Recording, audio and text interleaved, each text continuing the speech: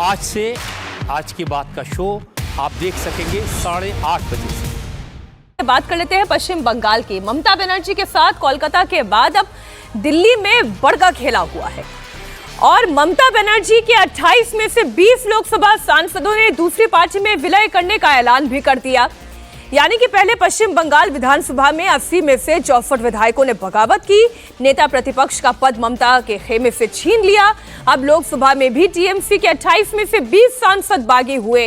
बागी सांसदों ने लोकसभा अध्यक्ष ओम बिरला से मुलाकात की। मुलाकात की तस्वीर इंडिया टीवी आपको दिखा रहा है। एनसीपीआई यानी कि nationalist citizens party of India में विलय का ऐलान हो गया है। काकोली घोष ने यह दावा किया है कि पीएम मोदी के नेतृत्व में एनडीए के साथ वो काम करेंगे। अब ये सोचिए, करेंगे इस पे चर्चा। पहले काकोली घोष को सुनिए। एआईटीसी से चुने हुए 20 सांसद स्पीकर साहब से मिलकर अलग बैठने का चिट्ठी दिया और ये 20 सांसद जो हमारे कुल मिला के जितने हैं उसमें से 2/3 से ज्यादा है। हम ये जो जुट appeal nationalist party of India से, उसके बाद क्या होगा, हम काम करेंगे राष्ट्र के लिए और प्रधानमंत्री के नेतृत्व में एनडीए के साथ हम लोग काम करेंगे।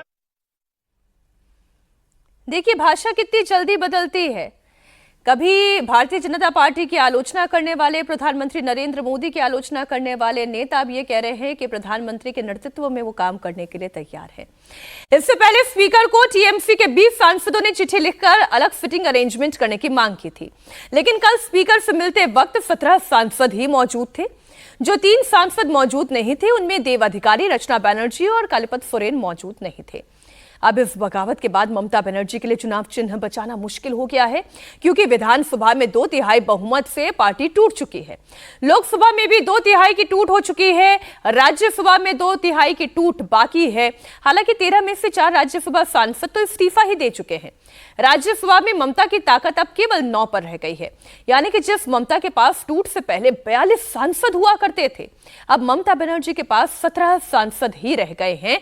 8 लोकसभा, 9 राज्यसभा। क्या कुछ कहना चाहते हैं? अभी कुछ नहीं कहना है, जब बोलने का वक्त आएगा तब कह देंगे। बागी विधायकों में शामिल हो गई हैं?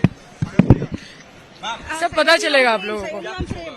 आप लोगों को पता चलेगा जब वक्त आएगा। देखिए, आपको मैं आपको जवाब नहीं दूंगी। मैं जवाब सिर्फ अपने क्षेत्र के लोगों को।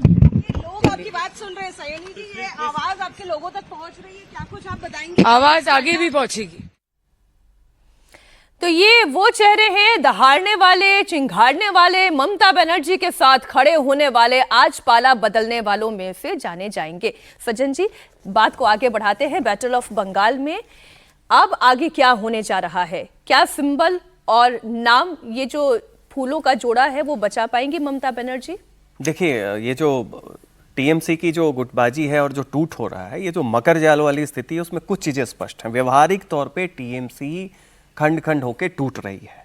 ऋतुव्रत बनर्जी के अंदर में 60 से ज़्यादा विधायक चले गए। यहाँ पे साइनी घोष, काकिलो घोष के अंदर में 20 से ज़्यादा सांसद चले जाएंगे। राज्यसभा में ऑलरेडी ये हो चुका है। अब ये बात स्पष्ट है कि टीएमसी का बचना मुश्किल लग रहा है। रही बात कानूनी दुविधा वाली, अब वो दुविधा की सुविधा टीएमसी को थोड़ी बहुत है। वो कारण ये है कि जो 91st अमेंडमेंट हुआ था 2003 में 10th शेड्यूल में, वाजपेयी जी के समय में, उसमें स्प्लिट वाली जो एक थी कि 1/3 को आप स्प्लिट कर ले और अलग उसको वैधानिक रूप से पहचान दे दे। इंदिरा गांधी ने वो किया था आयाराम गैराम को रोकने के लिए। उसको खत्म किया गया कि कम से कम 2/3 लेजिस्लेटिव पार्टी के मेंबर्स का होना अनिवार्य है।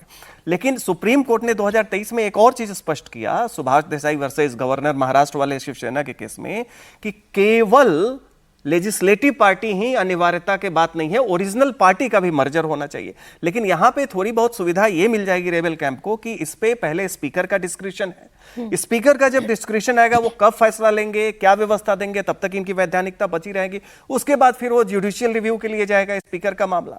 अब जब वहां पे जाएगा तो इस तरीके से ये जो मर्जर है, ये जब तक फैसला आता नहीं है बचा रह जाएगा। लेकिन व्यवहारिक तौर पे टीएमसी एक साइन पोस्ट पार्टी बन के रह गई है। जैसे शेल कंपनी, अभी आप ब्रेक में उदाहरण दे रहे थे ना, जैसे शेल कंपनीज बनती हैं उसमें इन्वेस्टमेंट हो जाता है, अभी तो ऐसा लग रहा है टीएमसी नेताओं का इन्वेस्टमेंट हो गया है एक ऐसी ही पार्टी में। आगे आपके नजरिए में वो कानूनी लड़ाई कहाँ जाती दिखाई दे रही है? देखिए, मुझे लगता है थोड़ा मैं सज्जन जी शायद स्लिप हो गया होगा। वो जो संशोधन हुआ था वो 10 शेड्यूल वाला, वो इंदिरा गांधी के समय में नहीं, वो राजीव गांधी के समय में हुआ था। अच्छा। 52nd हाँ, राजीव ये हुआ था एक, वो हो जाता है कई दफे। लेकिन सबसे बड़ी बात यह है कि जो ये व्यवस्थाएं हो रही हैं और जो मर्जर की बात की जा रही है, मुझे लगता है कि कई दफ़े क्या होता है कि कानून को अगर हम लॉन्ग टर्म पर्सपेक्टिव में नहीं बनाते हैं, शॉर्ट टर्म पर्सपेक्टिव में बनाते हैं, तो कई दफ़े उस समय तत्कालीन तो हमें लाभ मिल जाता है, लेकिन कालांतर में इस पर इसके दुष्प्रभाव नज़र आते हैं। जो राजीव गांधी ने भी कानून बनाया था वो तत्कालीन व्यवस्था को ठीक करने के लिए बनाई गई थी, और 2003 में भी जो इस पर संशोधन हुआ वो भी उसी समय एक शॉर्ट टर्म गेन के लिए बनाया गया था, और उसका अब आप दुष्प्रभाव देख रहे हैं। सबसे बड़ी बात यह है, और नैतिकता की बात हम लोग कर सकते हैं इसमें, कि अगर कोई व्यक्ति किसी पार्टी से अलग होता है या उस पर व्हिप जारी होता है तो वो नैतिकता के दायरे में आ जाता है। पर वो समूह अगर एक साथ अलग होता है तो समूह तो व्यक्तियों के द्वारा बनाया जाता है। अगर व्यक्ति पर नैतिकता है तो समूह पर नैतिकता क्यों नहीं लागू होता? बिल्कुल ठीक। तो मुझे लगता है ये पॉइंट ऑफ कंटेंशन है।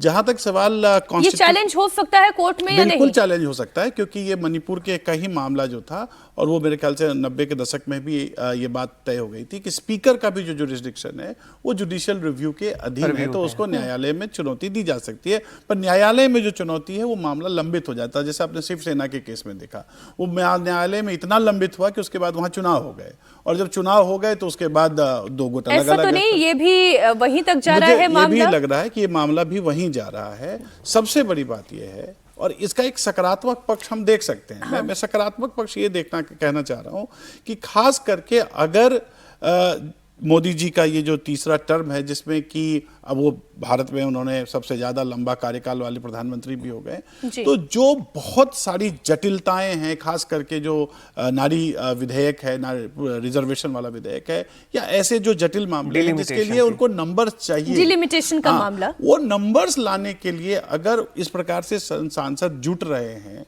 और कई दफे ऐसा होता है कि इस तरीके से अगर अंतोगत्वा भारत और भारतीय व्यवस्था को लाभ हो जाए, तो मुझे लगता है कि उसका एक सकारात्मक पक्ष वही हो सकता है। सबके लिए कुछ कुछ आप देख रहे हैं गेन करने का अवसर है। अभी ममता बनर्जी के लिए सबसे बड़ी मुश्किल यह है कि पार्टी तो जा ही रही है, उनका भतीजा भी मुश्किलों से घिरा हुआ है। अभिषेक बनर्जी ने स्पीकर को चिट्ठी लिखकर बागी गुट को मान्यता न देने की अपील की। ममता गुट के 2 सांसद कीर्ति आजाद और राज्यसभा की सदस्य सागरिका घोष बागियों से पहले ही लोकसभा स्पीकर ओम बिरला के दरवाजे तक पहुंच गए, और वो अपने साथ ये अर्जी लेकर गए थे कि बागियों को अलग गुट की मान्यता न दी जाए, और जो पार्टी की लाइन से हट रहे हैं उनकी सदस्यता रद्द की जाए। बहुत स्पष्ट है, सुप्रीम कोर्ट के कॉन्स्टिट्यूशन बेंच में ये कहा गया है, शेड्यूल 10 के 4 अनुच्छेद में कहा गया है कोई स्प्लिट हो ही नहीं सकता। जो भी है, जो महाराष्ट्र में हुआ वो गलत है, उसी को लेकर हम यहाँ आवेदन देने आए थे। वो आवेदन हमने दे दिया है माननीय स्पीकर को, और हमको पूरा विश्वास है कि कानून के अंतर्गत ही जैसा काम करते रहे स्पीकर वैसे करेंगे। उस सीपीआई की भी बात कर ले जहां 12 घंटे पहले कोई जानता भी नहीं था, लेकिन अब लोकसभा में 5वीं सबसे बड़ी पार्टी बनने जा रही है। देखिए, ये होता है किस्मत का पलटना। टीएमसी के 28 में से 20 सांसद इसी एनसीपीआई में शामिल हुए हैं। ये पार्टी 2023 में ही बनी। हावड़ा में रजिस्ट्रेशन हुआ, त्रिपुरा में चुनाव लड़ा। पार्टी का चुनाव चिन्ह 7 किरणों वाले पेन की एक निब है। इसे राष्ट्रीय पहचान मिलने जा रही है। नेशनलिस्ट सिटीजन्स पार्टी, ये पार्टी के साथ हम लोग शामिल हुआ। कहाँ की पार्टी है दादा? एक पॉलिटिकल पार्टी है जी, और रिकॉग्नाइज कोई रीजनल पार्टी है जी जी, तो वो पार्टी के साथ हम लोग मर्ज हुआ।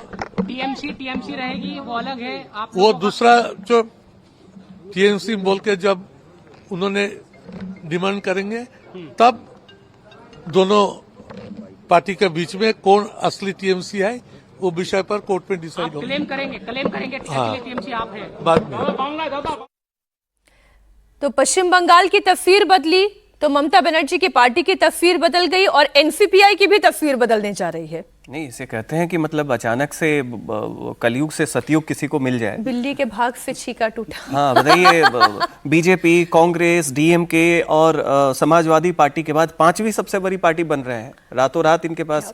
तस्वीर बदली की तकदीर बदली, ये समझना आवश्यक होगा। लेकिन एक चीज तो तय है कि नेशनलिस्ट और सिटीजन, ये दो शब्द इसके बड़े महत्वपूर्ण हैं। राष्ट्रवादी भी हैं और नागरिक भी हैं। अब ये अनरजिस्टर्ड पॉलिटिकल पार्टी रही, मेरे ख्याल से 2000 से ज़्यादा जो अनरजिस्टर्ड पॉलिटिकल पार्टीज हैं भारत में, उसमें से ये एक पार्टी है। मैं अभी तक, अभी सज्जन जी ने इसके राष्ट्रीय अध्यक्ष का नाम बताया, शांतनु साहा, वो राष्ट्रीय अध्यक्ष थे कि नहीं, बस वो संगठन के अध्यक्ष थे, ये भी समझना मुश्किल है। लेकिन ये है कि रातों रात ये जो पार्टी है, त्रिपुरा में काम करने वाली, बंगाल में रजिस्टर्ड, और अब जो है 20 एमपीज इधर के, उनका वरदान प्राप्त हो गया। मुझे लगता है कि इसीलिए ये आवश्यक है कि एक डिबेट ऐसा हो और खुलकर इस पर चर्चा हो कि क्या नैतिकता सिर्फ व्यक्ति विशेष के लिए है या व्यक्तियों से बनाए गए समूह पर भी वो नैतिकता लागू होती है। क्योंकि ये कानून बनाना और कानून को किसी प्रकार से सरकमवेंट कर देना, मुझे लगता है कि ये राजनीति के लिए, और खास करके भारत जिस ओर बढ़ रहा है, जो रसूख भारतीय लोकतंत्र का है, जो भारतीय लोकतंत्र की जड़ें हैं, वो मुझे ऊपर से ये थोड़ी उसमें समस्याएं आती हैं ऐसी।